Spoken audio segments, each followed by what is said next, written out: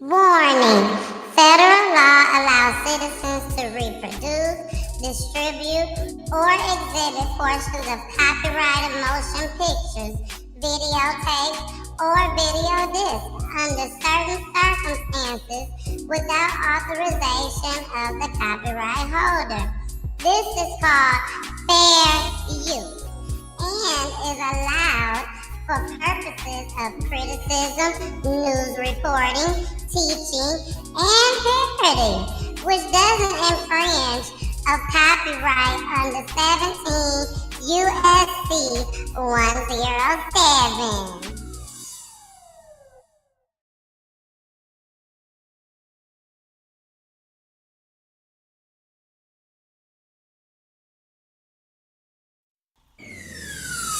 Let's talk about real life issues, love and relationships. Let's have a good time with the missus. Let's talk about celebrities. Let's talk about caring events. Let's talk about things you don't see on regular TV. So join in on PGT Time. PGT Time. Tune in on PGT Time. PGT Time. Come join us on PGT Time. PGT Time. Join us on PGT Time. PGT Time. Yeah.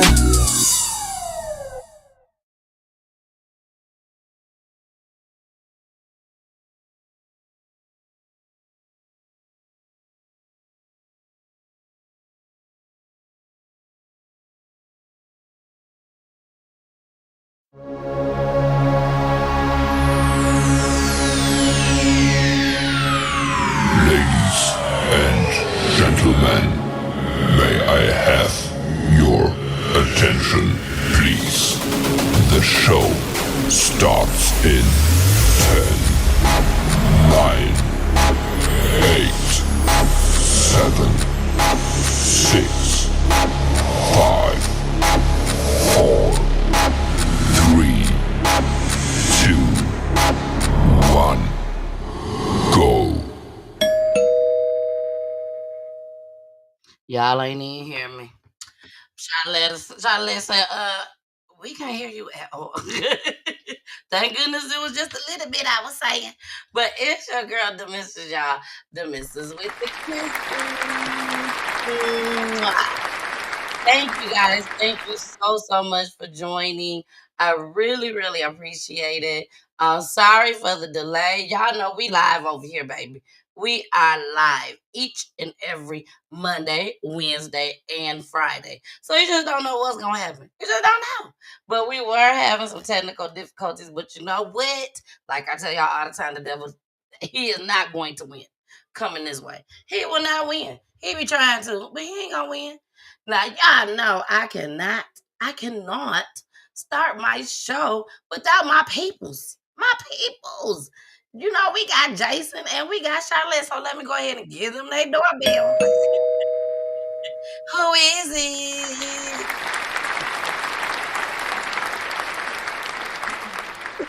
Hey, Jason, how are you? How are you? How are you? Charlotte, you is on mute, girl. I know. I don't know She's still why. talking. How you doing, Jason? Jason, you on mute too. Both of y'all on mute. What is I going can't on? hear. Can't hear me? Yes, can hear you, but You can hear me? Interesting. Okay. Interesting. Now I Interesting. can hear All you, right. Jason. I can hear Charlotte. We're good. We good. Everybody's good. okay. Oh.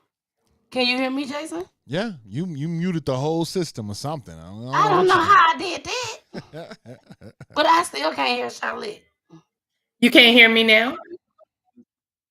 What is this noise? Let me come down. I'm gonna come down. Jason, you go in You there and do do the your thing. Right, spiel right. It's and good let to Charlotte say what she got to say.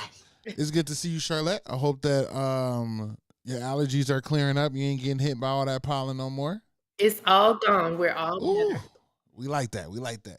And shout out to everybody else that's kicking it with us, man. I want to say welcome, welcome, welcome. If you are brand new to PGT Time, how to do. If you've been here for a minute and you've been rocking with us for a minute, what up, though? How y'all doing today? Welcome in. Big shout out to all of our people that are here. But What I need everyone to do, new or revisiting, please make sure you guys hit the like button, hit the thumbs up, or even share this out to a few more friends that would want to really listen to this story and be here to support this wonderful family.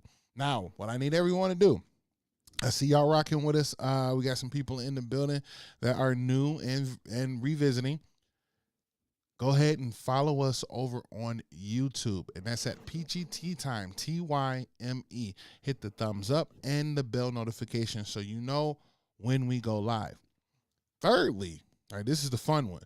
Thirdly, if you have a Roku-enabled device and or television, please go ahead and download the app. That's PGT Time, and that's, again, time spelled with the Y, TYME, and you'll be able to watch this on your television, whether you got a 55, 75, or 85. I'm trying to go get this new 85 over at Walmart. You know what I mean? They got the deal going.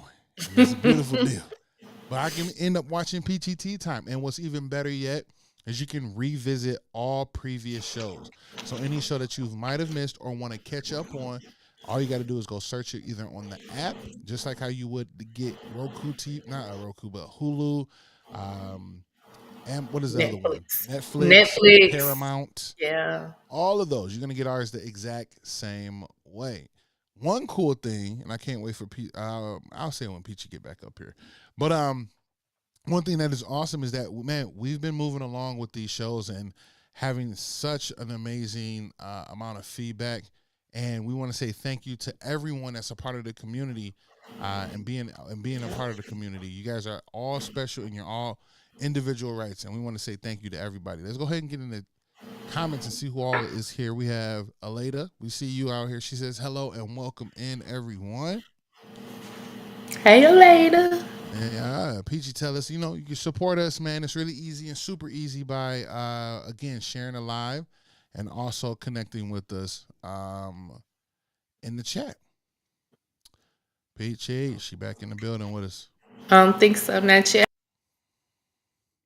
It's getting better, man. We roughly around 60-ish, you know what I'm saying? We hovering around good 60-ish degrees, Okay. so it's getting better.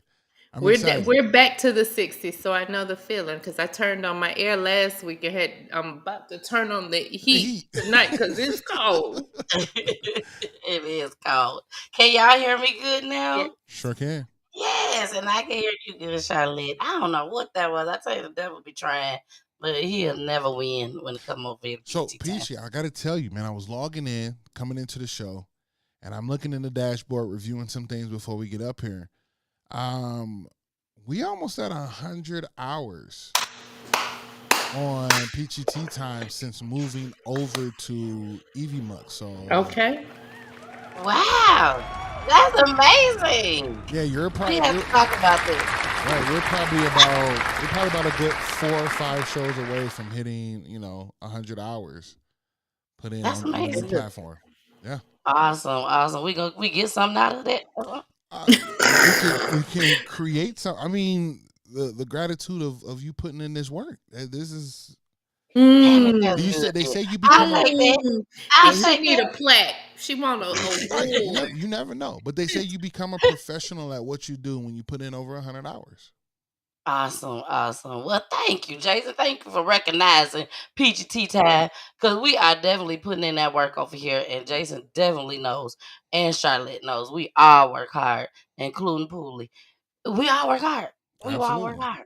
So I'm glad we are back. We are able to hear everything. We are about to start this show, baby. Hey, later. And hi, everybody out there that's watching. Let's go ahead and start pulling up our family, baby. Because tonight, y'all, we are talking about 2 men. 2 men that lost their lives. So a son and a father. So let's go ahead and get started. Well, actually, both of them are fathers. They're both of them fathers. So let's go ahead and pull them up, baby. Let's start with Renee. Let's start with Renee. Y'all, can we give Renee the doorbell? Here you go, girl. There go your doorbell. Hi. Hello. I'm well. How are you? Wonderful. How's everybody? That's wonderful. Wonderful. Thanks for asking. Yes. Thank you so much for joining us tonight. I definitely appreciate your time. Thank Now, you for can having you us. please let us know your relation to Jimmy and Jamie? Jimmie Lee Penn Sr. is my father, my number one guy, the first guy that loved me and that I ever loved. And Jamie LeVar Penn, who's also senior, Jamie LeVar Penn Sr. is my baby brother. My mom passed when he was 4, and I raised Jamie. So he was my, I called him, I called him my son, my son brother, my brother's son. So my dad and my brother. All right. Well, we are about to bring up Brenda, but before we bring up Brenda, please tell me one fond memory of Jimmy. Oh God, so many, so many. One thing about my dad was a huge personality, just a friendly, fun-loving guy. And the one thing about him is anybody he met, once he connected with you, he gave you a nickname. He gave you a nickname. All of his children, I wondered if the man knew our name. He called us all by nicknames. No matter if you were in trouble, no matter what was going on, I'm Boo Boo. I'm forever Boo Boo. Um, the one thing about my dad is that, like I said, he just never knew a stranger. Just such a huge, warm personality, and he would nickname you in a minute. Wow. So he was big in the community just as well, sounds like. I'm sorry.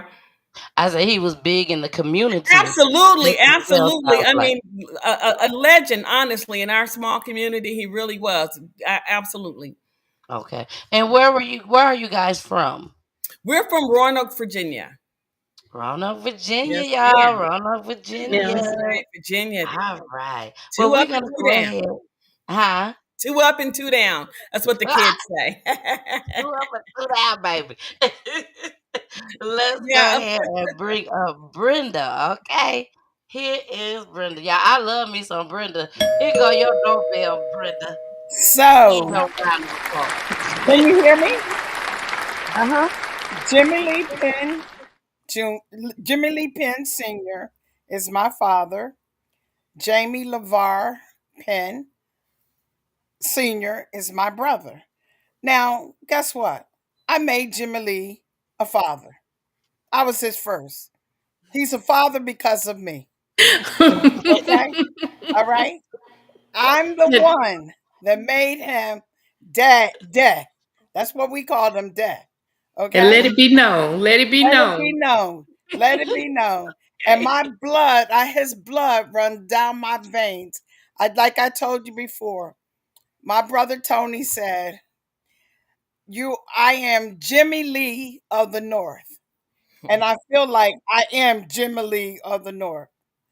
I'm I'm I'm all over the community. I'm known. The people in this community know me as well as in the Roanoke area. They knew him. And I think a lot of my traits come from him. Okay. He was loud. I'm loud. Everything I do, I think I mimic him. I really do. And I'll take a challenge in a minute. And so would he. What's one of the fondest memories that you have of your father? Being my father, I love my father with all my heart. And Oh. he, like I told you before, women love that man. He was a lover. They loved him. Okay. And I told you that before. I don't want to go into what I said to you, but Okay. and when he I want to went with know. his look, he had Girl, a I'll tell you sidekick. after the show, He had Charlotte. a I'll tell you after sidekick. the I was show. his sidekick. Whenever he went to visit his women, he had his sidekick with him. I Okay. ain't bad. As a little girl. As a little girl. And I'm telling you, the women loved him. They wanted to have babies by him. That's how much they loved him. Okay? They loved that man. I think they said in counting, I think my father had like 22 kids. I was That, just that about should to tell it ask you all, how many right? kids did he That have? should tell it all. But he was a great guy. He had Oh, a nice personality. He would help anyone. Okay. You that's need awesome. something, you got it. That's amazing. That's amazing. Jamie was like Renee said, Jamie was like my son as well.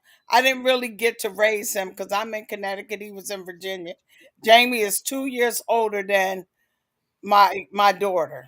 And they grew up like brothers and sisters because every summer, and she was how old, Renee, if I correct me if I'm wrong. She was 6 months when she started going to Virginia every summer.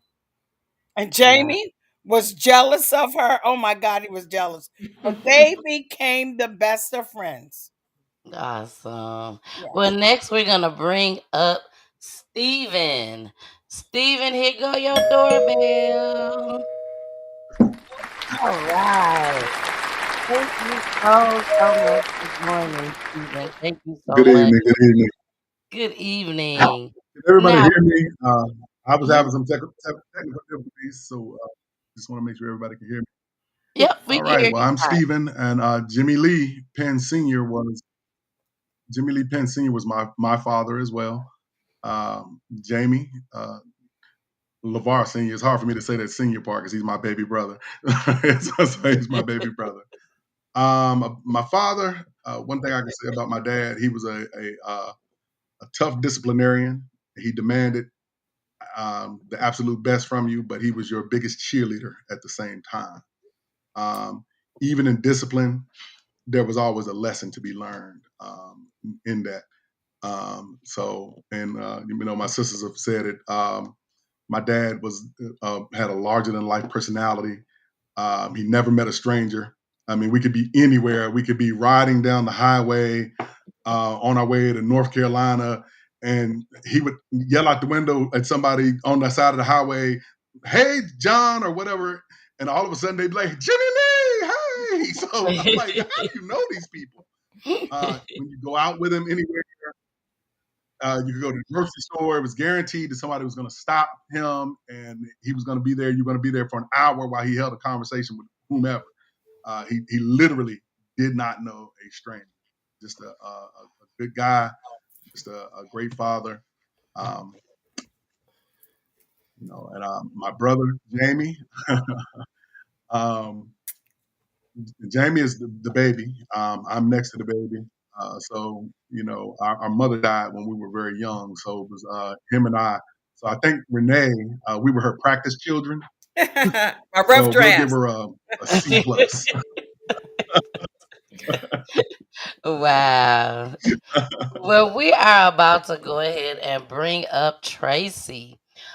Tracy was the one that actually reached out to me that got all this together, baby. She sent me pictures. She sent me the stories, the videos. Like Tracy was hands boots to the ground, as they say, boots to the ground. She was on it. And then Stephen gave me a call. He was like, let me see, let's see what's going on. I need to talk to you. So we are about to bring up Tracy. Tracy, thank you so much. And here is Tracy. Tracy, go your doorbell, girl. And your a round of applause. Thank you, Tracy. Tracy, you are on mute. Can you unmute yourself? I just did. There you go. Yep, there you go. We can hear you. Okay, you had me muted because something came up from you. I think it was me. Yeah, it was me. I don't know what I was, girl. It was so much. I didn't know what was going on. But Okay. Tracy, thank you so much for reaching out to me. Thank you for trusting me with the story. I mean, I definitely appreciate it. Please let everyone know your relationship with Jimmie and Jamie. Okay, so we are all siblings, Brenda, Stephen, and Renee. So Jimmy Lee Penn Sr. was my father, and Jamie LeVar Penn Jr., I mean Sr., Lord Jesus, was my brother as well. All right. Now Mhm. give us a fond memory of Jamie. Jamie was the baby of the family, the spoiled brat. Everybody says that. They keep starting with that first thing. He was the baby. But we called Jamie Pooh. He was our Pooh, but we couldn't Oh, call him Pooh in public once he got big. Um, he was. We had to call him Jamie. It didn't matter. And his friends called him Fat Nass, but he was Pooh to us. When he came through our doors, he was Pooh.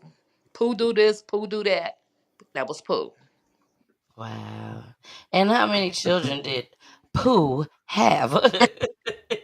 Pooh has three children. Jemiah, Jamie Jr., and Zaire. So he left us with three spoiled brats because Oh, they all spoiled.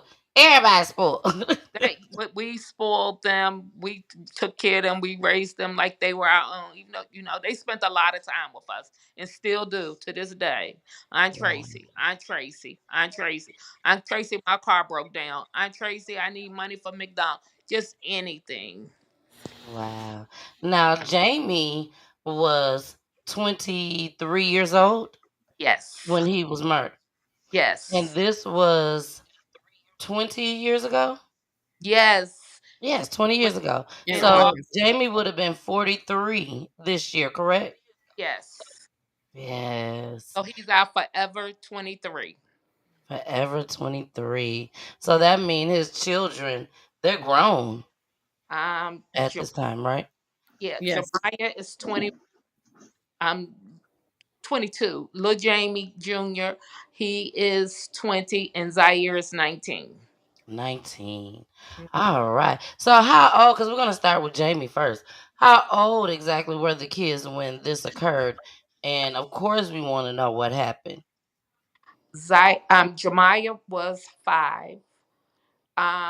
Little Jamie had just turned 1, and Zaire was 2 months. He was so excited because he got to give little Jamie his first haircut. When you turn 1, that's when you Yeah. first haircut, and he was so excited to take his little Jamie to get his haircut. Mhm. Wow. Wow. And father, he loved all three of his kids. Jemiah would sit in the window if she came in the house and she had on her hat and coat, and her father would say, "He coming right back." She would sit in the window with her hat and coat on for hours, waiting on her father to come back. She said for hours. Take the coat off because she thought her father was coming back. Wow. Do she have any memory of him? Because she was 5, right? She was 5, so none of them have any memory. But my father always told us, especially with Stephen and Jamie, give them a memory. Mm. Because like if we were saying something or we was telling a story about my mother, he'd be like, "Well, where was I?" And we would tell him where he was, and so that kind of gives them a memory. Okay. Okay. Now, let's go ahead and we're going to start with Jamie, okay? Okay. Let's start with Brenda. Brenda, where at when you found out about Jamie? So I was here in Connecticut. I think it was Tracy who called. It was Cara. Oh, so you called Cara? Cara was so when Jamie was killed. Right. Cara was down there. That's correct. That's correct. Cara was down there. Cara called me crying, saying that Jamie had just gotten killed. And I'm like, what's going on? What happened? So all of them were down there. I was here in Connecticut. They were where they are now. They lived in Roanoke. And they were all devastated. All devastated.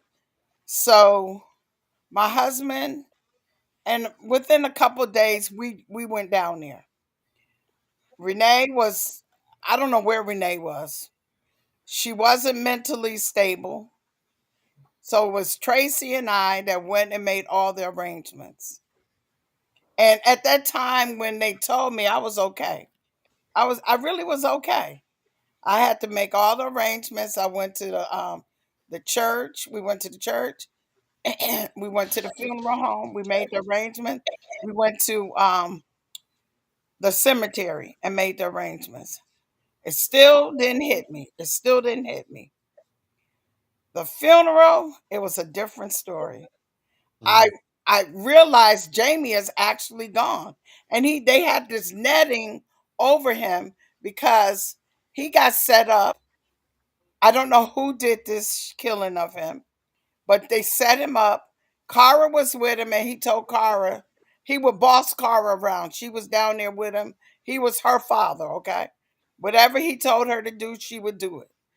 And so he told her, I think he was at a friend's house or whatever. I can't really remember. Cara was your daughter?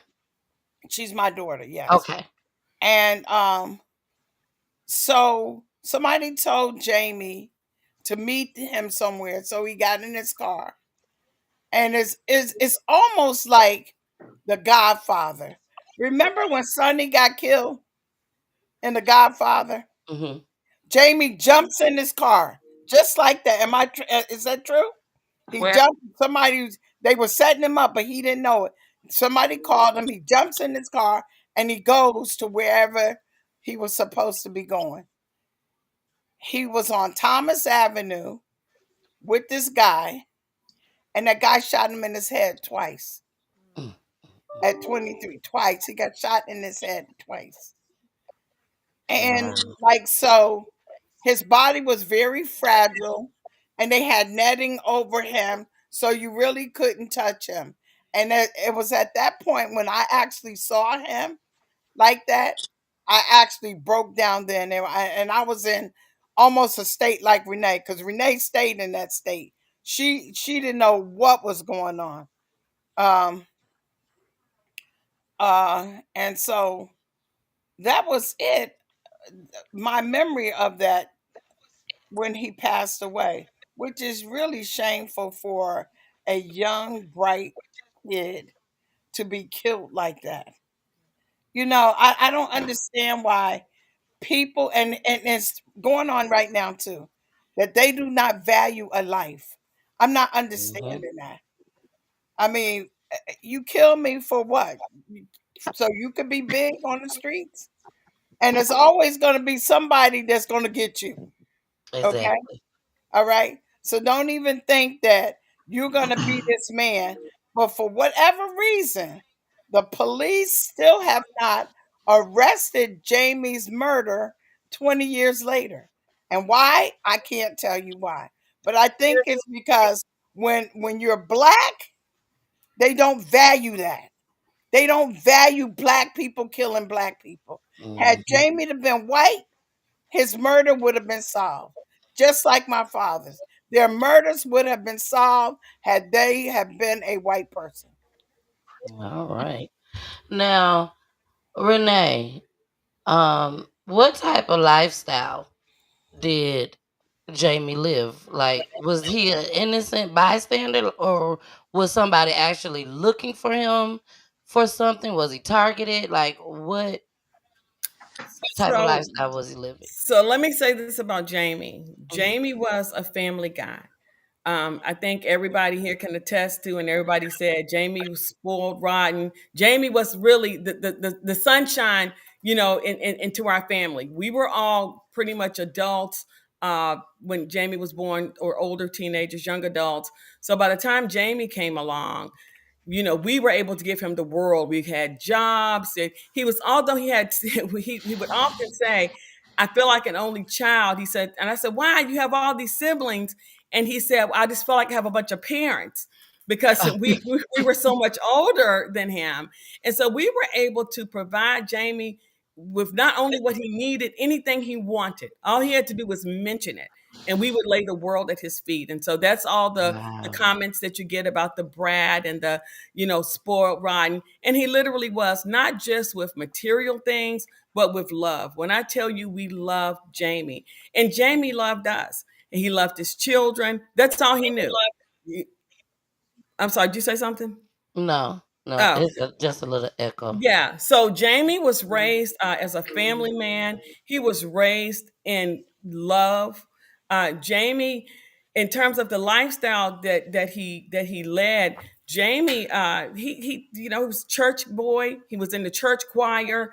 He played sports. He was a huge sports fan. There are so many young people who have aspirations of going into the NFL or to the NBA. Jamie had a rare talent, and he actually had a chance of going to the NFL. He was a very talented football player, and he loved sports. To watch them, he loved to play them, and he was a gifted athlete. Jamie, so he got caught up, and I think it was just a matter of wanting to be accepted. You grow up in this larger than life family, and we're all extremely close knit. Whenever we would get together, there are all these stories that we would have, all these childhood memories that Jamie wasn't a part of simply because of his age.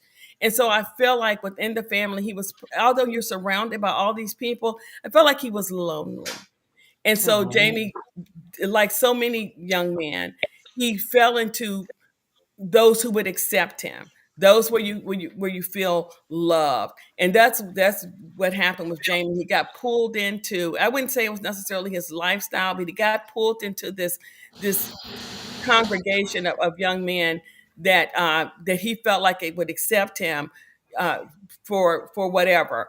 And Mhm. so with that came some things that didn't change the fact that he was an amazing, good person, but he may have not always made the best decisions. And so he got engrossed or ingrained in this lifestyle where people are selling drugs and the beginning of gang coming to fruition in Roanoke. We tried to warn the police, like, hey, these are gangs, these are starting gang activities. And they would, if you don't call it gangs, if you don't give it a name, it doesn't exist. But we absolutely tried to stop Jamie from gravitating to that life.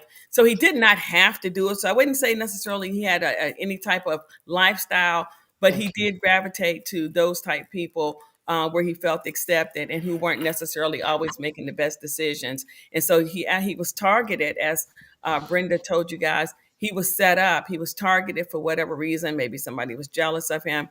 I'm not sure why he was targeted, but he did have connections to some more unsavory characters. He did. Okay. Okay. Now, Tracy, it sounds like Jamie had the best of the best. Like, He didn't have to want for nothing. So I can't help but to think that his children was the same way when they came.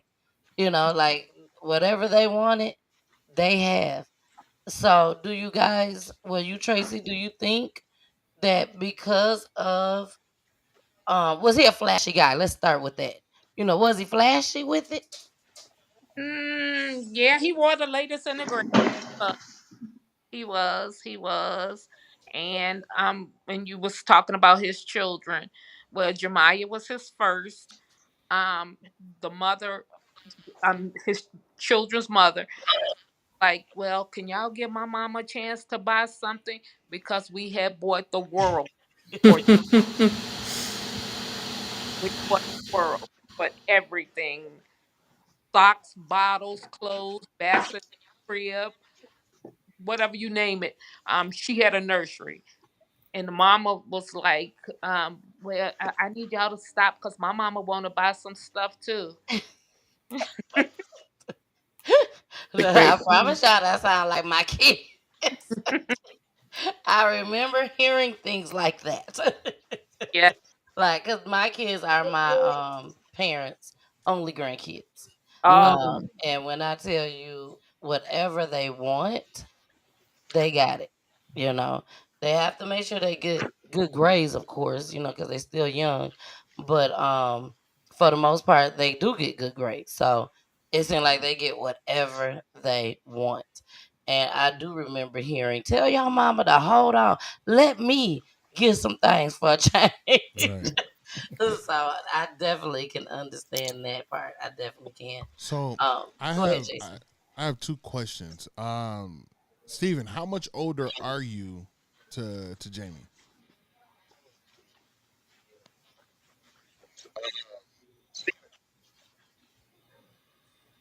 Stephen, your mic. I'm sorry, you faded out. While I couldn't hear the question. Oh, I'm sorry. Can you hear me? I can hear you. Okay. I'm unmuted. Can you hear me now? Yes.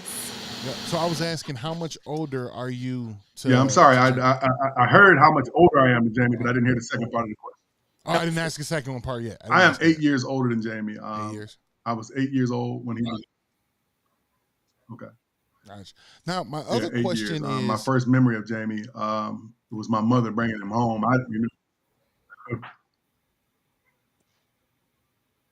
In and out. I didn't hear the second part of the question. It's okay.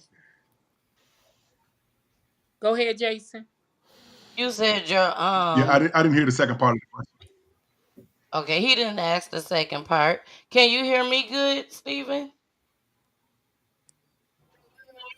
I can hear you. I can hear you good. Well, I yes. think it's just a delay. I was gonna Yeah, say I think he has a it's delay delay. too. Yeah. So yeah, he was asking how many years apart. You said you was 8 years apart. And then you was mentioning your memory, your first memory of Jamie. Can you get back into that? Yeah, my first memory of Jamie was my mom bringing him home. You know, obviously at 8 years old, I had no idea what pregnancy was or anything like that. And I just remember my mother bringing this baby, very, very spoiled to my parents. At the time when Jamie was born, I still co-slept with my parents. So I just remember thinking, my mom had this big gold rocking chair in our living room, and every night she would sing to us and, you know, rock us on the rocking chair. She would sing "On Top of Old Smoky" to us. Why that song? I have no idea. That one and a song called Delta Dawn. and but she would sing those songs, and so that was, you know, I would get that every night. But you know, the evening was coming on, and she had this little baby, and she was sitting in the rocking chair where I normally sat on her lap, and I'm thinking to myself, when is this baby going home? When is the baby going home? And I asked my mom, when is the baby going home? And she told me, well, this is your little brother, and that just threw me for a whirlwind. I remember, so I was jealous of him for probably those first few months before I got comfortable with him, and then you know, from then on, I mean, it was me and him. Wherever you saw me, my little brother wasn't very far behind. So. Wow. Wow. All right. Well, we're gonna get into this first clip. When we come back, I wanna talk to Steven a little bit. So let's get into this first clip. Here we go. Family and friends of Jimmie Penn honored him on what would have been his 43rd birthday, nearly 20 years after he was murdered. WDBJ7's Colby Johnson was at that vigil and brings us more on how his family is still seeking justice.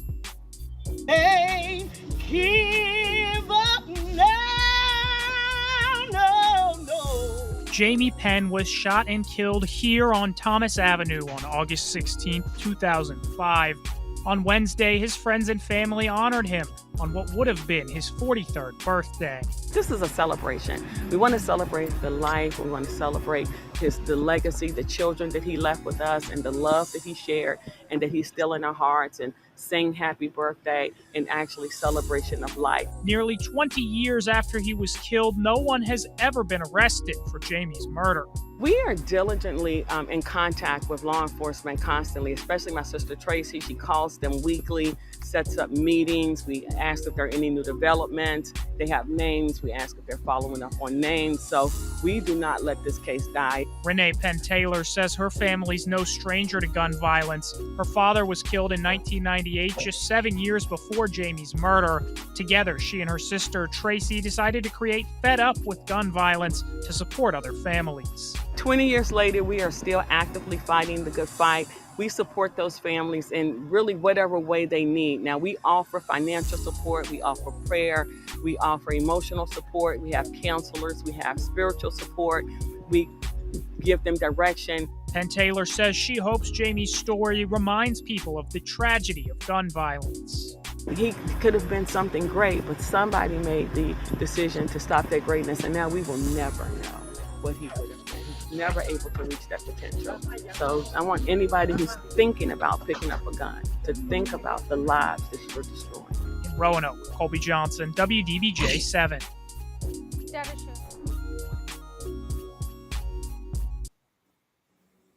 All right. So, Stephen, my question to you is, being that you and your brother were so close, it's a two-part question.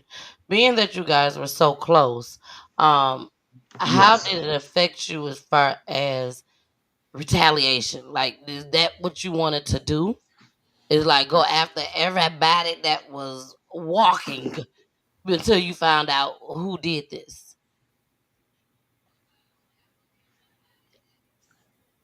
I have to be honest.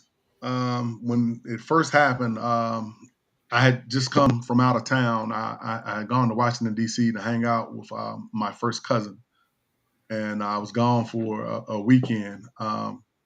When I got back, I saw Jamie.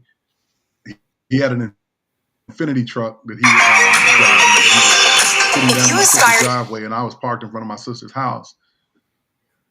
My brother and I were my brother and I were close, really close, and we had a really unspoken language. My brother and I, we could be in a room together, and we could have a whole conversation and never really say a word. It was just, a lot of years and different things like that.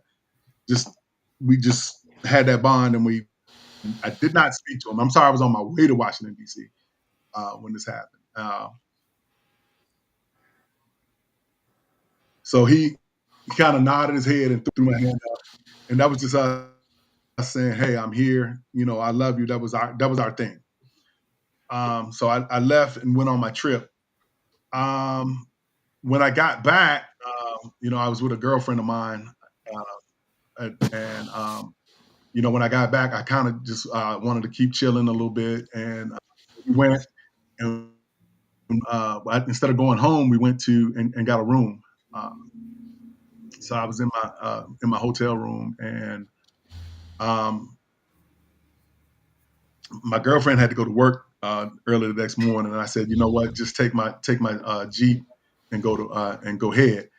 And she was saying, no, I don't want to take your car or whatever. So I said, all right. I gave her some money to get a cab, and she caught a cab and went to work. Um, my phone started ringing, my cell phone started ringing, and like I said, I kind of was just trying to be kind of on the low, kind of not staying to myself, and so I wasn't answering the phone. And it was so funny because the hotel room phone rang, and I'm like, who in the world is calling me at the hotel? Because nobody even knows that we're here. Wow. So I didn't answer it the first time. Then I was thinking, oh, it was my girlfriend at work. Maybe she's wanting me to pick her up early or something like that, or she wants me to bring her some lunch or something. So I answered the hotel room phone. When I answered the phone, it was a friend, and she was saying, you need to come home. Um, your sisters need you. You need to come home. And I said, well, when I get dressed, I'll be there. And I kind of just abruptly hung up the phone. Well, the phone rings again, and it's another. It's my sister's. The guy, one of my sisters, was dating at the time. He's like, "Hey, Stick, Stick." Everybody calls me Stick, as my sister said. My dad gave us all nicknames. Mine is Stick Man, and he was like, "Stick, you really need to come home, man. You really need to come home." And I said, "Well, what's going on?" And he said, "Man, just get here, hurry up and just get here." So now I'm kind of upset. So I hung up the phone, and I just got dressed. I just threw my clothes on. I got dressed. I got in my Jeep, and I went. And when I was coming up the block, my sister lives on a street called Hunt Avenue. And when I was coming up the block on Hunt Avenue, I saw all these people standing in the front yard, and I'm looking around, and I see my family, I see my sisters, and everybody's looking really distraught. I can hear my sister crying, and I'm looking around, and I don't see my brother. I don't see his car anywhere. I don't see my brother. Where's my brother? So my sister's male friend walked up to the car and he was like, "Hey, man," I said, "Where's my brother?" I don't know why my mind immediately went to that, but I just know in that scene, I just felt like he should be here. Where's my brother? And he's saying, "Man, just come in the house, just come in the house." And I said, I kind of got upset, and I cursed at him a little bit. I said, "Look here, man." I said, "Right now, tell me where is my brother."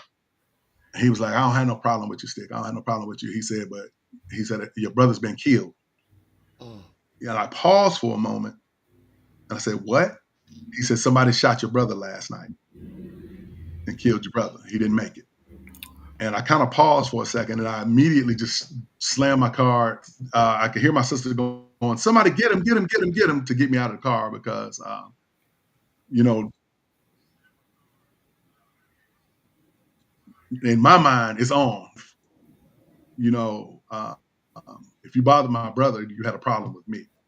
And, you know, it's just like that. Among my siblings, period. If you've got a problem with one of us, you got a problem with all of us. So I shifted my car in gear and I sped off. And I remember I'm thinking I'm gonna hurt somebody. I'm gonna kill the MF to kill my brother. And then I drove around for about 30 minutes and I just started crying because I realized I don't even know who I'm looking for. Mm. You know, I don't even know what I'm looking for. So I just drove back to my sister's house and I was just kind of numb because I didn't really understand like what is going on. Why my brother? You know, Jamie was a really good guy with a really big heart. If you ask Jamie for the shirt off his back, he would take it off and he would give it to you. He would fuss about it. He would complain about it. He would talk a lot of noise, but he would be steadily giving you the shirt. You know, Understand. my brother was a tremendous athlete. He had a lot to offer the world. Um, he just kind of went down a wrong path, and but that didn't change who he was, his character, who he was. My brother wasn't a violent guy. Um, he was a fairly quiet guy. He did what he did. He hung with who he hung with, but it never changed the dynamics of who he was as a person. So, for somebody to do this to my brother, I don't know what it was. I don't know who it was. Um, you know, 9 times out of 10, if they were trying to take something from him, if they'd have just asked him for it, he'd have gave it to him. Oh, You wow. know, so it was just an act of just pure evil, just pure cold blooded evil. I don't have another word that can even describe it. To describe it exactly. So, Brenda, Renee said in that clip, that you own it. You on top of things. You calling, making phone calls, and everything. It's been 20 years. 20 years. Have the streets been talking in these You're, 20 years? you're Or talking about Tracy. no, I'm talking about no, Renee. Didn't you say Brenda? No. Tracy. Tracy. Oh, Tracy. Tracy. Tracy. I'm sorry, Tracy. So the question is to you then, Tracy. Have the streets been talking? Because Yeah, it's been 20 years. it's been 20 years for Jamie and 27 for my father. Has the streets been talking? Yes, the streets have. The streets talk. The streets talk to the police. The streets talk to everybody. So somebody knows somebody. Somebody knows some. Police know every. But it's like I said, it's a black on black crime. It was they probably thought of James as a drug dealer. They just did not care. I still in my heart feel that they do not care. I 27 years, and this is no lie. 27 years I have been with detectives who have come and gone, um, and it's still the same thing. So just imagine my father 27 years ago, I go to the police station all the time. I'm calling the police station all the time. The police know me by name. Renee was in a meeting. and said her name. And the people said, the police, "You're Tracy Penn's sister?" She said, "Yes, I Wow. am." "You are Tracy Penn's sister." They know me. They know me. They come, because if I don't keep my dad's name alive, if I don't keep my brother's name alive, nobody will keep their name alive. Um, do they know who did it? Absolutely. Can they make an arrest, or have they made an arrest? No. No, they don't. And it's a lot of things that I would like to say, Hmm. but I can't say. Exactly. But the police bear weight on all of our shoulder. My So father, you think they know who killed both your yes, brother and your dad? absolutely, absolutely. My father was Yeah, working. that's what I was about to ask next. What We happened with your father? Hey, but Miss my Peachy, Yes. was I'm sorry. I just wanted to say something. I wanted to. I feel like when we talked about Jamie's lifestyle, I just feel like I wanted to reiterate that Jamie was 23. Hmm. He's still a kid. Yeah. At this point, you have not developed into who you are going to be. And somebody robbed him of becoming the person that we were raising him to be. And I just can't imagine that he had done anything that was so egregious that would result in the finality of death. I never heard of him harming anybody. I never heard of him killing anybody. Never heard of him shooting anyone. So I just feel like was such a young man that I don't know what his lifestyle was because he was still developing. And I just feel like that's important to say. He was a 23 years young. He was a And kid.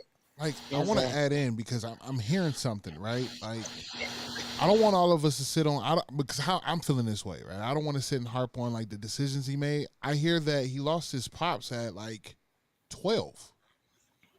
You feel me? And how four. Like, old was he when he And lost his mother. mom? And his mom. He was and his mom, four. right? He was four when he died, and he was But no, he was older than 12 yeah, he was in with high. yeah. Yeah, he was in high school. But Right, it's So still impactful. It's still impactful. Absolutely, 100%. right. 100%. And thank you for bringing that up. Yeah, absolutely. Because that was yeah, going to be a question that I asked, and since we're present with it, it's like everyone's gonna deal with that kind of loss differently. And you made a really good articulation of like who he is as a person growing up and the decisions that he made and the people that he hung out with, and wanting them to feel loved. And you guys as siblings did all that you could, but to any young man that had their father around for a while, and then I'm piecing it together because Steven said, Pops was a very good disciplinarian, and you shook your head, Renee. Yeah, But on top of that, he was just a really good dad, based on yes, what Brenda was saying. Like, 100%. so that means he's a staple. When you take a Yes. staple out of Family. this padded paper, Yeah. all this papers go to shambles, Mhm. right? Like, Exactly. so it feels like this young man had that, like everything. While the glue was there, it was just hard for him to put it all together. But he found people that related to him. Mhm. It sounded like Steven was my dog, but he still don't like relate because that's like he don't get it. But somebody outside got it. They got it. My pops left me too, man. Like it's just a whole bunch of ways that just played. So Absolutely. I hear such a great, beautiful family and a great young man. And you're right. It is a tragedy that you couldn't see what 43 looked like for that man. You know what I mean? Exactly. And Yeah. it'll probably be dope. I really, really believe that. I do Exactly. too. so back to Exactly. my father. Hmm. If I could get, oh, excuse me, I didn't mean to cut you off. No, Renee cut If you if there. I could give you this, um, But my father was we Oh, owned hold on. Hold on, if I Tracy. could Hold give on. you this, I'll tell you Steven a got one conversation more my thing brother he and I got to say had. about Jamie. Go ahead, Steven. I, yeah, to, to Jason's point, I'll tell you a conversation that Jamie and I had one time. Um, I went to college on a football scholarship. I left home, went to college on a football scholarship, and I never really came back because as soon as I got home, I got hurt in college. I couldn't play anymore, so I just kind of school wasn't, I wasn't doing that anymore, and if I couldn't play, I really wasn't feeling it. So I came home briefly. I joined the army, and I left. That there. I came home on leave one time, and Jamie was he was real standoffish with me when I came home from leave. And as the day went on, I kind of cornered him. I pulled him to the side. I said, "Man, what's up? I mean, you're not really talking to me. You're not really. I mean, we supposed to be. We tight. We brothers. You see me, you see you. You know." And he said, "Man," he said, "you left me." And I'm like, "What do you mean?" He was like, Yep. he Another loss. said, "You went to school and you didn't even come back. You went to the army," and he said, "You left me." And I didn't have a retort. I didn't have a retort for that. And I just kind of I had to just kind of take it. It felt like a gut punch, but I had to kind of take it because when I really sat back and thought about it, I was like, "Dad, he right."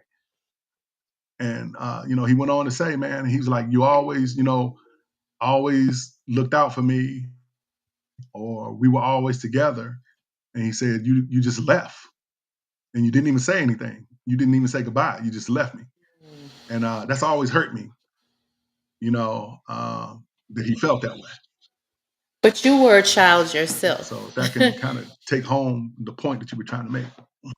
Yeah, you were a child yourself. And so, That's true. That's true. trying to, and just not him not understanding as you grow, people move on in life, but that's something, especially when you face that much trauma and people leaving you. So that was a lot for his understanding. And so here's another abandonment, because abandonment looks different in many different ways.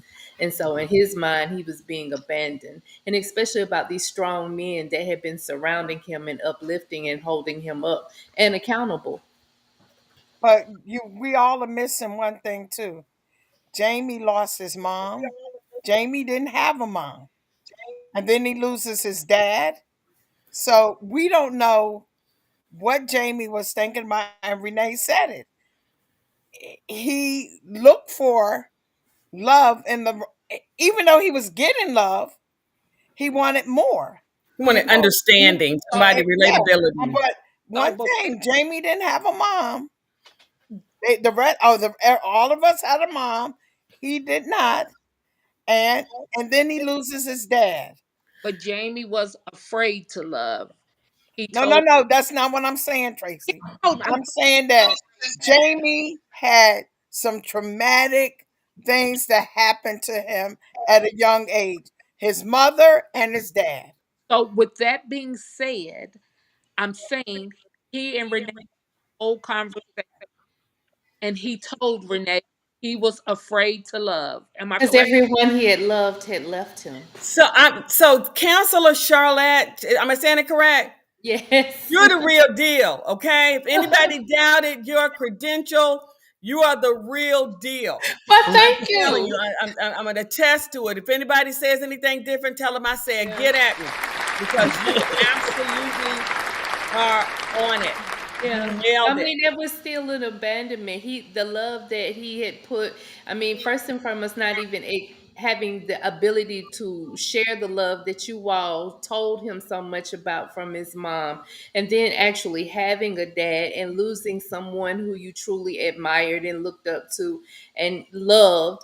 And then here comes your brother, whom you just adore and love, who's a couple of years older than you, and he left. So being able, it would be with anybody. You just know that trusting love just wasn't in the works for you at that point in time. He wasn't given the opportunity to find it again, to be able to, learn how to do it again. But again, he just, again, we all go through a period of time where, we doubt what it is that we have around him. Not that it wasn't there, we just don't know how to look for it. We don't know how to find it because we get caught up in our own thoughts and feelings and perceptions. And that's what he shared with Renee in a conversation. Everything that he loved, everybody that he loved left him. So he really did. And those was his words. You know, everybody that I love leaves. Yeah. And first child. I love her, but I'm afraid to love her or to express love because I don't want her to die. Yeah. Fear. Fear. Yep. Now can we get back to my daddy? Yes, we can. Please, please let us know what happened to Mr. Jimmy Lee. Mr. Jimmie, my father was a landlord and he was working on one of his rental properties. And it was in a low income neighborhood. The, he had turned into a rooming house because, we said before, everybody needs somewhere to live, everybody needs something. My father would take the kids that lived in a rental house to school, knocking on the parents' doors to make sure that those kids went to school. Yeah. That's the type of person he was. But wow, he had evicted somebody out of the house because my father was no tolerance for drugs. No, he had no understanding of it. So he was cleaning the room, but the people was using the house. You know, they had a crack addict living in the house, and they would rent the room from the crack addict. So that's why the eviction happened. And my father was working on a rental property when somebody took his life. Tracy, Yes, do you mind if I interject something? interject. Just to bring context to what she's saying about the rental house, so that she's correct. There was somebody who was there who was addicted to drugs, crack or whatever, and to Tracy's point, they would use his room, and I don't know if he was paying, that was payment for the crack. They could use his room for whatever illicit activity. So my dad, being the person that he was, he would go up there and run them off, and we would try to explain to him, because my dad is, like I said, he was a legend and he was the original tough guy. He's the protector, but he protected us, but he also protected other people. So he would go up there and see this illicit activity happening, and he would, get out of here, get out of here. And we would warn him repeatedly, Dad, times have changed. You can't just go trying to, bully people. These guys are dangerous. You need to call the police. And he would say, no, no, I don't want to get anybody in trouble. I don't want all that. you know Still looking out for them. looking out for them, looking out for them, and just said, I don't, whatever they're doing, it doesn't have anything to do with me, and they will not take over my property. They will not do it on my watch, on my property. And so he would can go up there and all times of night trying to, see if they were there, seeing if they were in the house, doing whatever, like I said, illicit activity, and he would run them off. And so he eventually said, you have to go. The guy wasn't paying his rent. He was bringing, these drug dealers into the house. And so he evicted him. And so that's what Tracy's talking about. So he was up there cleaning out that room. And he, we even cautioned him against renting out rooms. It was a two-family house. And again, always wanting to give someone a chance. Everybody has to have somewhere to go. Everybody doesn't have credit. Everybody deserves another opportunity. I always called my dad the American dream. If there's a such thing, he was the epitome of it. He grew up, they did not have a lot. My dad worked very hard. He retired from Norfolk and Southern Railroad. He invested his money. He bought property all over the city. He talked to us about legacy. He talked to us about ownership. He taught us those things. And that's what actually ended up costing him his life, his care for people, his wife looking out for other people, and on his own property, owning his own business. Wow. Mm. And I was gonna save this to the end, but it is a joy to hear you all talk about your dad like that. Like Yes. that is, I mean, that's Yes. something, especially in our community, that you really don't hear very often. And there are a lot of times, even on Peachy Time that we hear from the fathers, but it is a joy just to be able to have such a big family and everybody has the same conversation Thing. about their Yep. dad. It's a blessing within itself. Yeah, thank you. And when it's the truth, you don't have to make it up, right? So everybody's All on right. the same What's page. understood don't need to be said. There you go. There you I, go. Now we do so have can I one more say clip. this? Let me say Mhm. this. We have the same fathers, different mothers. Okay. And they Okay. can attest to this. Every summer, my brother, Jimmie Penn Jr., would go to Roanoke every single summer and stay with my father and Ruth. Now, I got to tell you, Ruth is the epitome of a stepmother. I'm not That's our kidding. mother. Huh? Okay. I'm telling them who Ruth is. Oh, yeah, that's their That's you mother. and Tracy's mom And Yeah. stick. And Steve. Ruth, and Stick. Ruth, Okay. I don't know how many Ruths you will ever find in a stepmother. Wow. Okay? I really don't. Ruth was a good person. And I love Ruth. I really did. And then when I got into college, I want my mother and father, my mother, her name was Barbara. I want them to be together. So I started acting nasty towards Ruth. Mhm. Okay. Now, all along, why? Don't ask me why. Ruth has always, always, always been nice to me. I can never tell you that she's never has. She's always been like a second mother. And that's the honest to God truth. When I graduated from high school, Ruth came up here with my father for my graduation. When I Mhm. graduated from college, Ruth did not come because I didn't want her to come because I wasn't talking to her. I have no reason why I acted that way.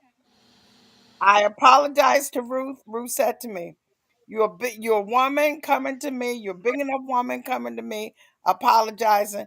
I'm a big enough woman to accept it." And from that day, we had those little fuzzy years because of me. And after that, when I had my daughter, you would have thought that Ruth, you couldn't tell her that she was not Cara's grandmother. You could not tell Oh. You could not tell her that. And she was. She was. She was great. And they could tell you. Just like I went down to Virginia every summer, my daughter went down there. And everywhere Ruth goes, she followed Ruth. They will tell you.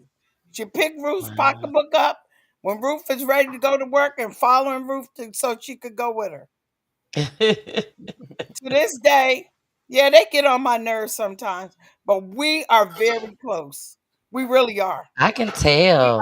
Very close. And Oh look yeah, all alike too. they do get No, on my nerves, and I get on their nerves. But we Yeah. love each other. Yes, you that's do. amazing. Well, we're gonna get into this last clip before we get into our commercial break, and then we'll be getting into our tribute video. So here's the last clip. Big story is gun violence in Roanoke. The latest incident sent a man to the hospital just this morning. 10 News reporter Lindsay Kennett is live outside the Roanoke Police Department tonight. So, Lindsay, you spoke with some community members who've been impacted by the gun violence. How are they responding to this latest incident? Some are scared, others hurting. They say that the families are really, really hurt by these shootings, but they're hopeful that the community can pull together to pull through. Yellow tape, flashing red and blue lights, a sight that's becoming more and more common in Roanoke. Tuesday morning, the Roanoke community forced to face the aftermath of yet another shooting, this time at Hunt Manor Apartments. Police say a man was rushed to the hospital with a gunshot wound around 5:40 a.m. No arrests have been made. This after two separate shootings over the weekend on Williamson Road and Glen Ridge Road. It's heartbreaking. Renee Taylor is no stranger to gun violence. Both her father, Jimmie Lee Penn Sr., and brother, Jamie LeVar Penn Sr., were shot and killed in Roanoke. Taylor is a co-founder of the group Fed Up, Families Expecting Deliverance Using Prayer, a support group for families impacted by violence. This is a small city, so even if it's not our family member, it's somebody that we know. normally. So it has been very traumatic. It's something that you have to live with forever. The troubling trend on the rise in Roanoke. So far in 2021, there have been 25 instances of gun violence, compared to 19 this time last year. Victoria Thomas's 14-year-old brother was shot last year in Roanoke, but he lived. It was scary, and I'm blessed, and our family's blessed that he survived it. She says change needs to center around inner city kids. A lot of the activities are too far from the inner city kids to even get to because a lot of their parents don't have cars. Thomas works for Nicole Ross, a member of Roanoke's Gun Violence Prevention Commission, who says there's a disconnect in the community. It's a disconnect between the community, the people, the police. Something has got to stop. Someone has got to say, listen, we're not going to retaliate. We're going to just let this thing go, because if no one does that, it's going to continue. Tonight at 6, I'll tell you how the community is planning to stand up against gun violence and how the commission is hoping to tackle gun violence. Hey y'all, it's your girl Demissus. Demissus with the kisses, baby. Mwah. Or you can call me Miss Peachy. Thank y'all so much for tuning in tonight on Peachy News Edition. One of my favorite editions, because we have the families that come on. So if you are a special guest family on tonight, thank you so much for joining us. And most importantly, thank you for trusting me with your loved one's story. We also got my co-host Jason. What's up, Jason? And we also have our counselor lady, Miss Charlotte. Hey, boo. Thank y'all so much again for joining us each and every Wednesday, where we turn our platform into the family's platform. So make sure y'all tune in 9 o'clock p.m. Eastern Time on Roku TV live, also live on YouTube, Facebook, Instagram, and Twitch. I love you guys, but we gotta get back to the show. Oh yeah, we're going back. All right. Please, somebody tell me about Fed Up. This is big. This is an organization that you guys have. That acronym.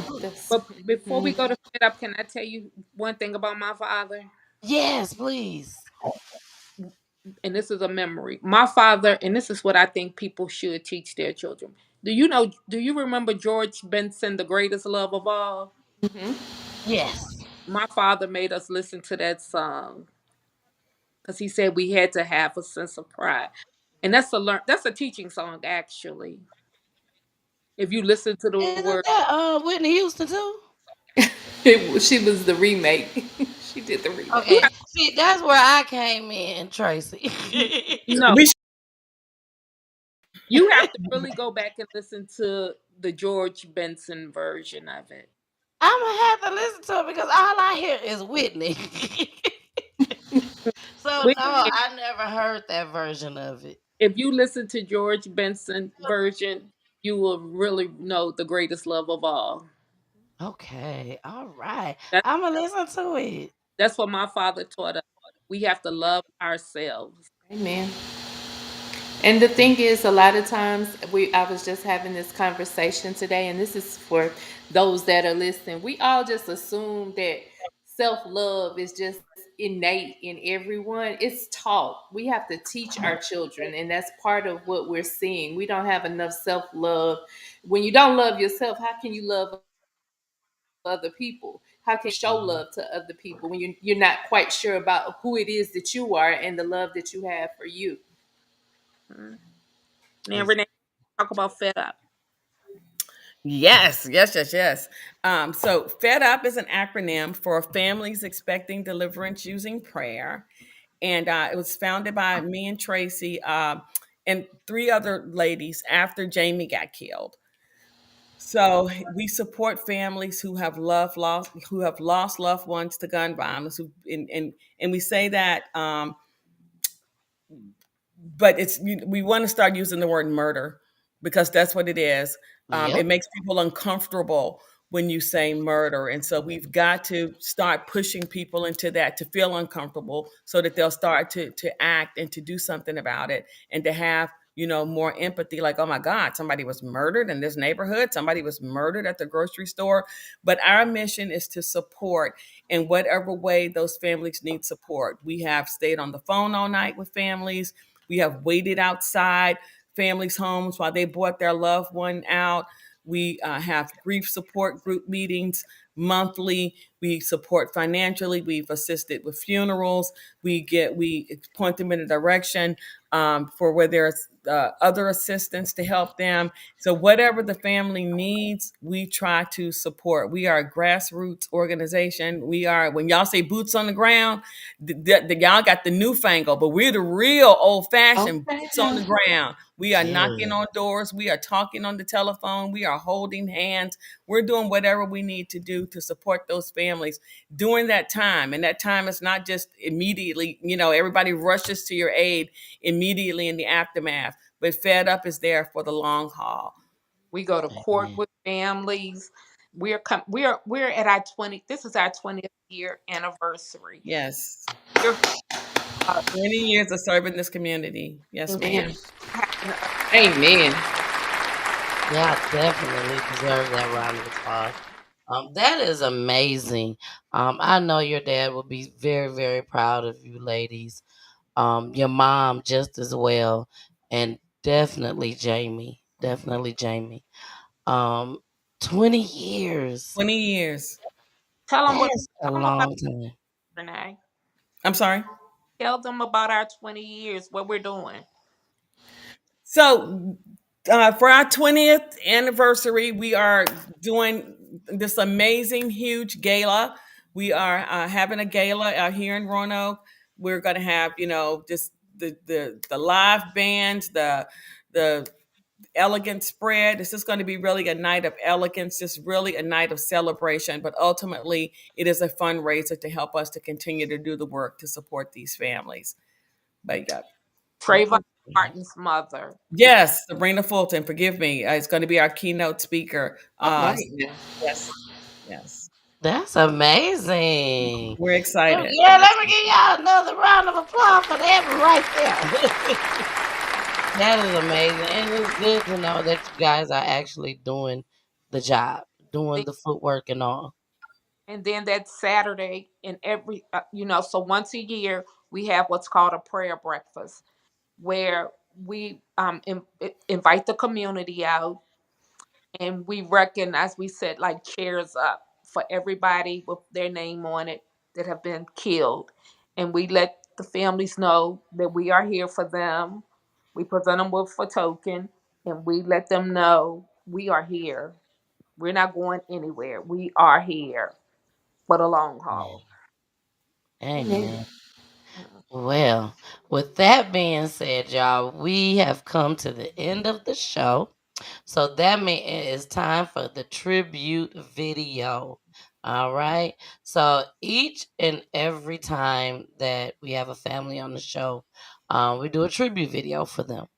So you guys will get the tribute video tonight. I will be emailing it to you guys. I'm gonna email it to all you guys tonight. And being that the killers has not been found, the tribute videos be for them in situations like this. It's for the families, but we know just as well as y'all know that people don't keep secrets no more. They gotta tell somebody. So when I make these tribute videos, especially when there's open cases, I make it sad because I want people to go to sleep at night, think about what they know, and wake up the next morning and say, you know what? Let me call an Uber. Let me call my friends. Hell, let me walk to the detective, to the police station, wherever I need to go to, because I got something I have to tell. I got something I have to say. So that's why we make these tribute videos. Jason, I know you got something to say. This is 2 murders that has happened, and they're still looking for justice at this time, 20 years later and 27 years later. And before you say that, Jason, whatever you're gonna say, Renee, Yes, I ma'am. have to say this. Thank you for saying that we have to start using the word murder. There there's something I always tell people about Peach Tea Time that YouTube is never happy with me. I'll say it like that. Never happy with me because of the verbiage that we use over here on Peach Tea Time. I am big on calling it what it is. That's the only way, like you said, that people are going to feel uncomfortable. Now, I've had people, I love everybody that have came on to Peach Tea Time. Everybody. But I let everyone know that I'm turning my platform into your platform, your family's platform when you come on to Peachy Tea Time. So whatever rules you need is done. Whatever you tell me, take this out, take this out. I want this in there, I want that in there. It's done. So I gotta make sure I say this, y'all. And I don't want anyone to get offended or upset when I say this. But Renee, it has been families that came on the Peach Tea Time that has asked me, can you please take the word murder off of the flyer? And sometimes I don't understand why they would tell me that, but I still do. I take it off. I had one where it was a baby, a 1 year old, that was murdered, and I had rest in peace, but it was like in blood, rest in peace. And they was, can you please take that off? And I respect it. Don't get me wrong. I respect it. I take it off. But y'all have to understand, we trying to make a movement happen. Like, we want people to see this is how it happened.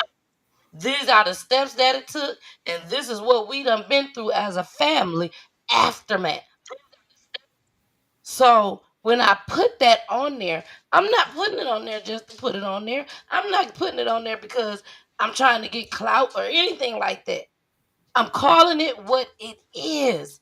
It's sad. It's unfortunate. I get it. But y'all, we got to call it like it is. We have to. We gotta put fear in these youth. We gotta let them understand when you murder somebody, damn it, they ain't coming back.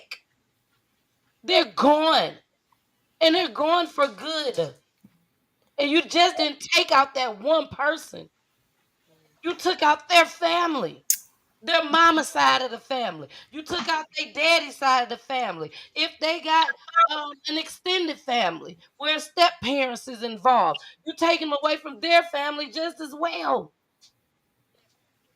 So that's why we call it the way it is. I had to say that. Jason, I'm sorry. I know you probably don't forgot what you about to say. I don't know. But when God tell me to say something, I gotta say it. And thank you, Renee. Thank you so much for saying it. Thank you. Thank you so much for even having us and using your platform for this. And you're right. I mean, it's pain. The whole thing is pain. And when you say lost their life to gun violence, it makes it pretty. And it's not pretty. It is Yeah. painful and it is ugly and it is harsh. And in order for people to understand, you have to tell them like it is. And we appreciate you more than you will ever know. Thank you. Thank you so much. Go ahead, Jason. We're talking about that tribute video because we still got folks out there. I don't need to say nothing. You said it all. That the emotion you just put on that is enough. What are we saying? You feel me? Like it that shows you that the pain echoes not only just from one but to another. Like this is a ripple, right? When you toss this massive boulder into the water, it causes, big waves, and those waves turn into ripples, and it still affects the way that life goes forward. So you said everything that you needed to say. And All and right. honestly, tRACY is doing everything that she like. Everything is being done properly. Yep. You know what And I'm saying? And with due time, God got God gonna do what He need to do. He gonna do His big one. Amen. He gonna do His big one. exactly. Well, here we go, y'all. Here is the tribute for Jamie and Jimmie. Here we go.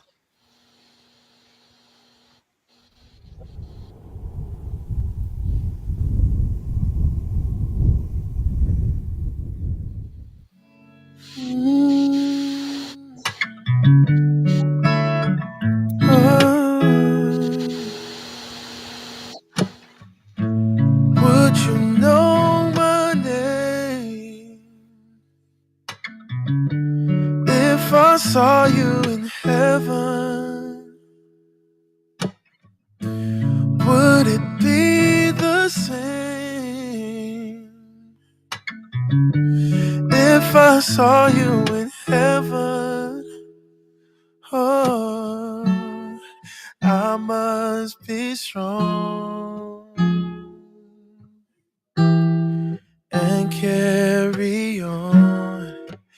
'Cause I know I don't belong here in heaven. Oh,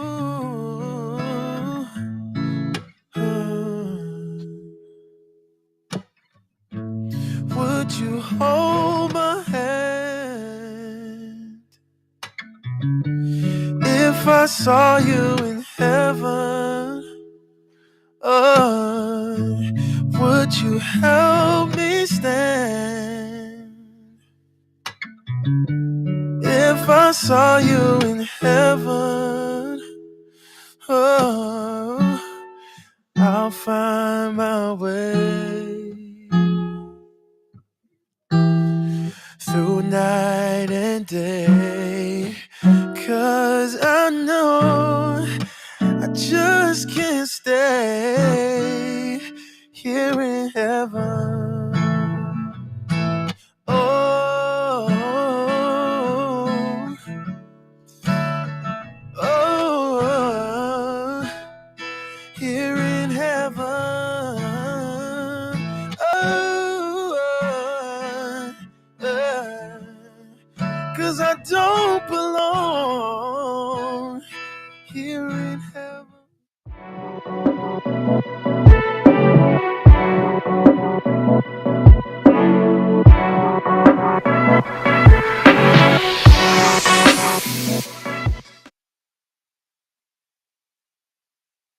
All right, we are done with that tribute video. Again, that is just something special from Peachy Tea Time to your family. I will send it to you guys after the show. You can do whatever you want to do with it.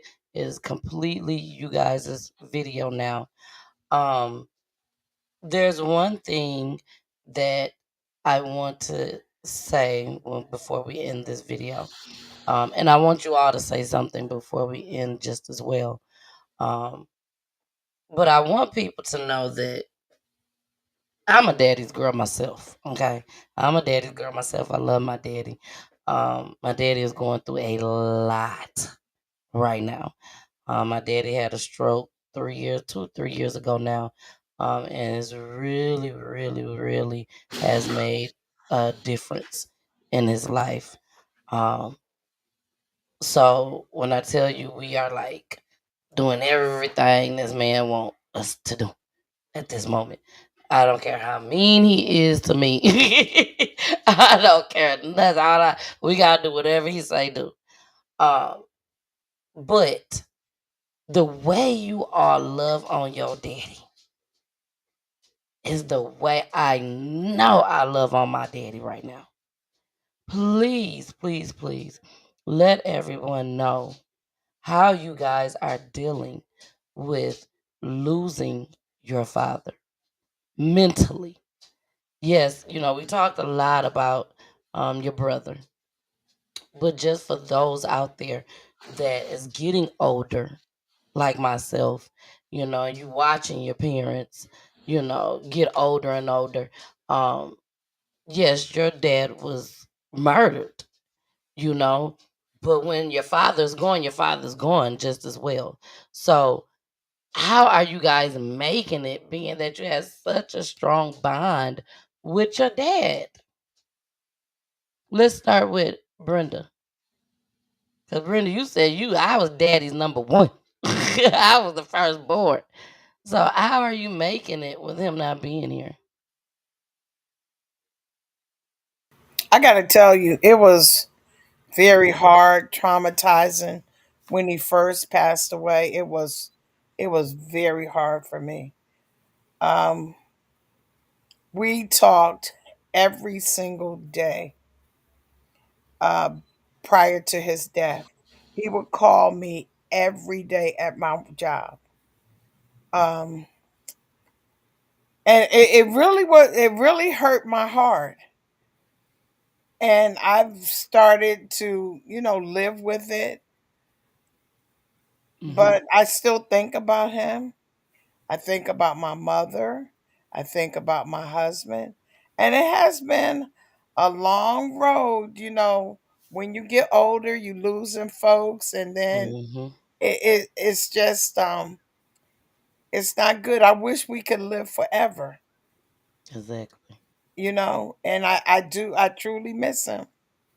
I remember one time I sent Cara to Virginia and she stayed with Renee. And so my father, you heard, he was a strong disciplinarian. And so Cara called herself not wanting to go to camp. Renee can tell you. And so he called Renee. He was like, "Where's Cara?" And she said that she's not going to camp. And he told Renee when he get there, she better be dressed. And Renee, is that true? True story. And when he got there, she was dressed. Yes. He made her lunch every day for camp, every single day. Renee said it got so she get dressed and she'll go lay down. But my father didn't play. He loved us all. And I just think about little crazy stuff like that. But Wow. and then so Renee calls me up. She goes, "Well, I thought you sent Cara here with me." I said I did. So Renee gonna try to challenge my father. Dummy. Dumb, dumb. What he say, Renee? I'm in charge. Nothing else needed to be said. He said, I'm in charge. Okay, sir, you're in charge. Okay, so I mean, just things like that, and you just have to laugh about it. It was like Mhm. another story, and like they said to you, when we get together, we repeat the same old stories. So I got to have my brother Steven tell this story because he tells it. He was there, and every time I love hearing it. And Steven, that's when you guys went to the country, and they wouldn't let Keith in.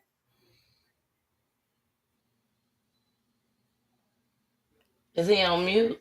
Are you on mute? Oh, you gotta unmute yourself, Steven.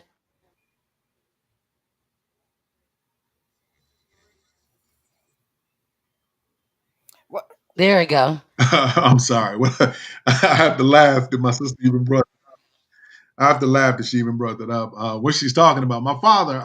We have a really extensive, extended family, and my father was extremely close to even his extended family. So he would go to the country. I won't say what we were going to the country for, but we would go to the country. And this particular time, uh, it was my father, my brother Tony, my brother Jimmie Jr. We call him Bug, myself, and my sister's husband, Keith. So we go down to the country, and when my father pulls up, I told you before, like everybody loved my dad. So when they seen his car pulling in, they were like, "Oh, Jimmie Lee is home! Jimmie Lee is home! Sarah Lou, which is his grandmother, Sarah Lou's baby's home!" And these people outside, they're literally clapping and jumping up and down, like, "Oh, Jimmie Lee, Jimmie Lee!" And so he gets out, and they just grab him and they're hugging him. "Jimmie Lee, Sarah Lou's baby didn't come home. Oh my!" So when we got there, the old folks were about to have their meeting. Um, you have to read between the lines on this one. They were about to have their business meeting. Okay. So they were like, "Well, come on in, baby. Come on in. You home now. You home." And she was. So one of his aunts, I think she was like, "Well, who you got with you?" And he introduces my oldest brother. And he's like, "This is my son, Jimmie Jr. We call him Bug." And They surrounded him and they hugging him and kissing him. Oh, come on in. This Sarah Lou's grandbabies. Oh, that baby's home. Sarah Lou's baby's home. So he goes to my brother Tony. He said, "Oh, this is my son Tony. This is my next to my oldest boy Tony." And they said, "Oh, come on in, baby. You're welcome. You're welcome." And he gets to me and he says, "This is this is my son Stephen. We call him Stick Man." And they say, "Oh, we know you. You baby sisters. You want a baby sisters babies." My mother. They call my mother baby sis. You want a baby sisters baby? Oh, look just like your mama. Come on in here, baby. Come on in. And then they pause for a minute and look at my brother-in-law and they go, "Well, who this you got with you?" And he said, "That's my son-in-law." So immediately before he could even get to introduce Keith, the lady goes, "Son-in-law? Oh no, baby, you're a stranger. You got to wait outside." I said, "Oh." So we start laughing, and my dad was like, "Okay, y'all just wait out here with Keith while we go in and conduct this business." And it was so funny because Keith was just so outdone. It was hilarious. But that attested to They were who having like none of that. to who that attest to who Dad was because he wouldn't send Keith outside by himself. He made all the fellas go outside. And let me Right. just say, the fam they will never read between the lines. This is old back in the day, country road, and what it was is they had a steel. It was a moonshine. And so that was the family business that Go and get some moonshine. get some moonshine. Wow. Well, y'all, I really, really have enjoyed your family tonight. You guys have brought so much love on Peachy Tea Time tonight. Definitely brought love, family love. Okay, so I definitely appreciate it. And I thank you guys for trusting me with your loved one's story. I really do. So, again, I will be sending out a tribute video to you all. But before we leave, always let one person in the show. So, of course, I'm going to let Tracy in the show tonight. But before I let Tracy in the show, Renee, can you please let everybody know where they can find you? Because I'm sure everyone out there in Roanoke, if the people that don't know about Fed Up, if they're watching now, they definitely want to know now. So please let everyone know where they can find you. Absolutely. You can find us by visiting our website. It is, of course, www.fedupwithgunviolence.com. You can email us at info@fedupwithgunviolence.org. And you can reach us on social media, Families Expecting Deliverance Using Prayer, or just Fed Up. All right. Now, you guys know that this video is not going anywhere at all. So you will be able to rewind it if you need to get her information, or you can just reach out to me and I will get you straight to this family. Okay? Thank you so much, Renee. I really appreciate it. I'm Thank going to you. bring you down. If you can stay on just for a couple seconds after I end the broadcast, that'll be amazing, just so Yes, I can ma'am. talk to you guys just for a little bit longer. All right. Next up is Brenda. Brenda, is there anything that you want to say before leaving the platform tonight? I just want to say thank you. Thank you for lending our story to the world. Thank you. And maybe, just maybe, we could get it solved. Okay? We could get what we were looking for 27 years for my father and for my brother. So just maybe somebody out there will do what you ask. Like, people talk. Yes, they do. And so maybe they see that we are a loving family. We still, after it's almost 30 years, we're still looking for the person who took my father to sent him to heaven. Okay.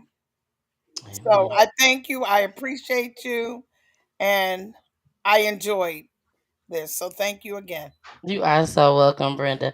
And Brenda, you already know you're going to hear from me again, girl. You know you're going to hear from me again. Renee be cracking up.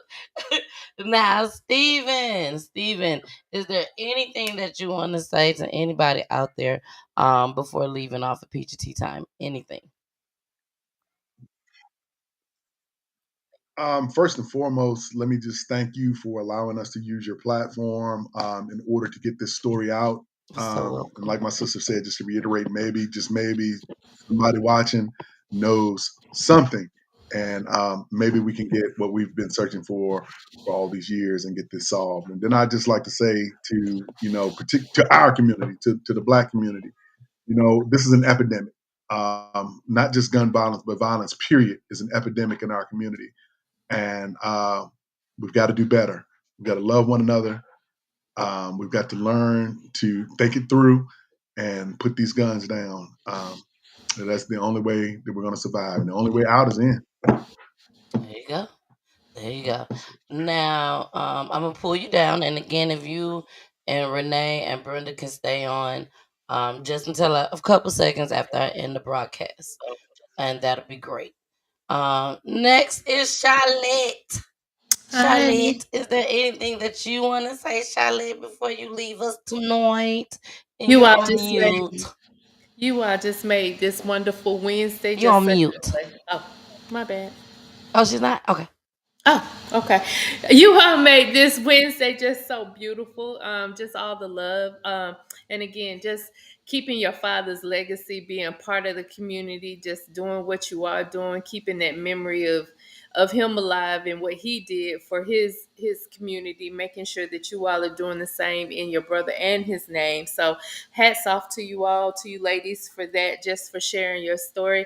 And even for Mr. Steven, I think we talked a lot about being young, but he experienced the same thing. So show him some love too, sisters. I know how y'all can do, crowd around each other and just hug on him, because again, he lost some great men in his life as well. So uplift him as the man, one of the men that's left in your family to carry that legacy on.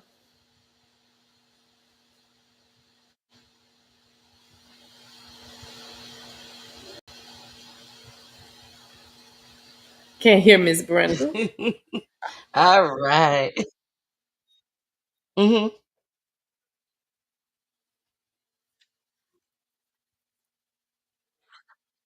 That needed love.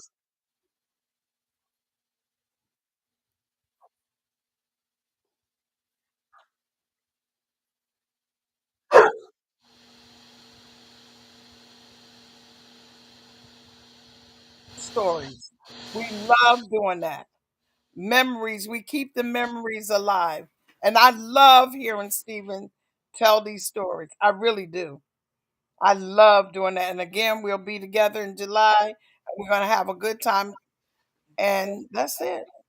But Awesome. Awesome. All right. Thank you so much, Charlotte. Girl, thank you so much. I couldn't hear nothing you were saying. I just saw your lips moving. Now, Jason, is there anything you want to say before we end the night out? Yeah. I want, if possible, can I get an invite to the family reunion? And I would like a Me T-shirt, too. honorary. You know what I'm saying? Because you hear me. I I believe y'all got an amazing family. That the kickback is man. Take me out to the back, but keep me safe. I want to go back. You know what I mean? So that part. Don't Um, forget mine too. Don't forget mine too. right. So I wanna say it's beautiful being able to keep these beautiful men's name alive. And also hear so many great things that come from each one of them. As a man myself, and also not having, but also experiencing loss, but not in this degree, but that whole "you left me" type of thing. I connect with that. So being able to listen to the story, drew a bunch of connections for me. So um, what you guys' intention was for to speak about your family, speak about the men that were important to you guys. It did everything it was supposed to, and some. So not only did we raise awareness, you've helped people connect. So thank you for being vulnerable, and I thank you all for being here with us today. All right. Thank you so much, Jason, for that. And we about to pull Jason on down. And it's just me and you, Tracy. Me and you. Because you about to end the show for us tonight. So you have been boots to the ground. You've been out there. You, like I said before, you've been making the phone calls. You've been going to the police stations. You've been doing everything that you can. But still, you guys, it's been 20 years. It's been 27 years. 20 years and 27 years. How much longer y'all gonna make them wait? I'm not gonna blame God. How much longer is y'all gonna make this family wait? Humans, y'all, police, detectives. How much longer? They've been sitting on this for 20 years and 27 years. This has been on their shoulders. It's been on their backs. It's been in their head, mentally, emotionally. How much longer are you guys going to take? Somebody need to say something. This is ridiculous. So with that being said, Tracy, I gotta ask you. I ask so many families the same question. If you can say one thing, I ain't gonna even say one thing. If you can say whatever you wanna say to the ones that murdered your father and your brother. And like you said, the streets be talking, baby. They be talking. So if there's anything that you want to say to them, now is your time. What would you say? Let people know, as far as your information, your email address and stuff. Don't say your address and your phone number. But we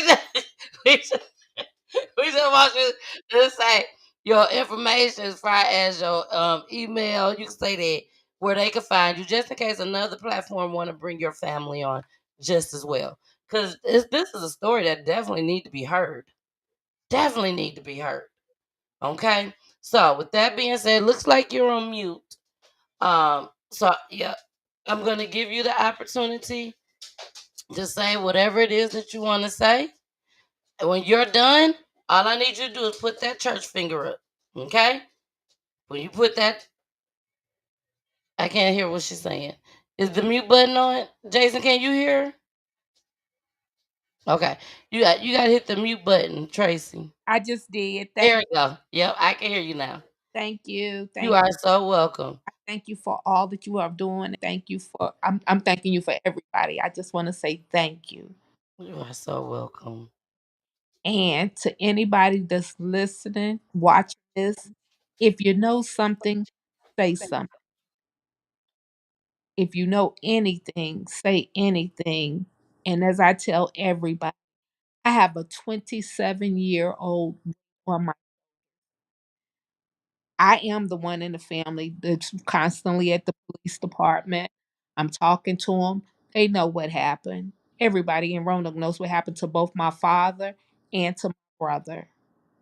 Please say something if you know something. And then I'm also going to leave you with prayers up, guns down. And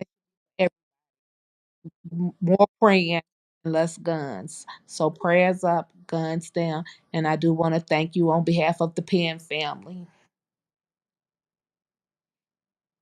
I'm the shy one, as you could tell. Renee talker.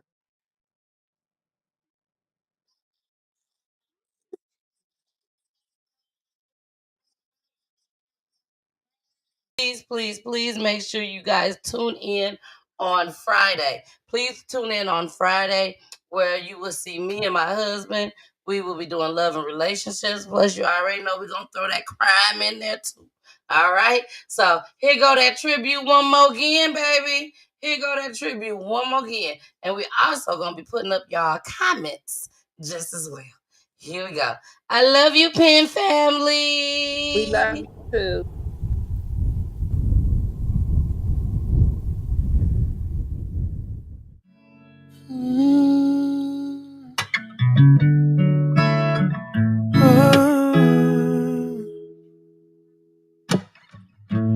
Would you know my name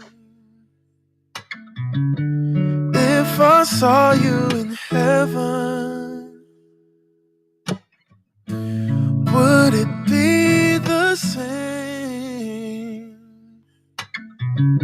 if I saw you in heaven? Oh, I must be strong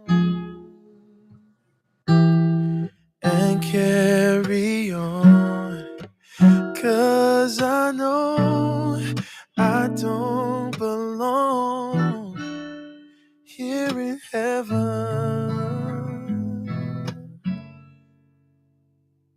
Oh,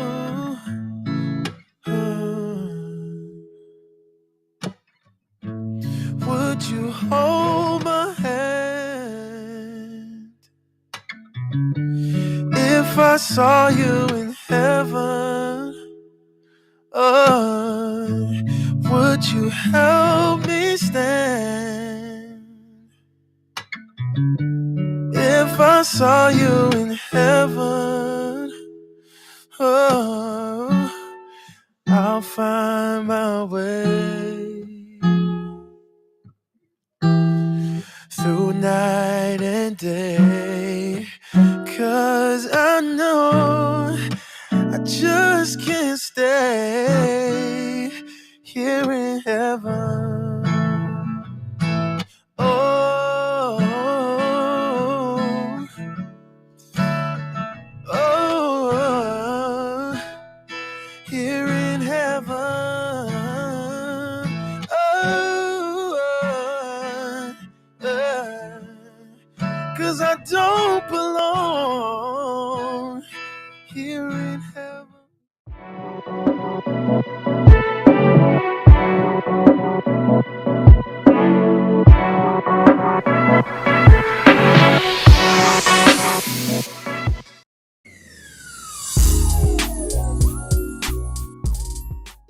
Return, please return.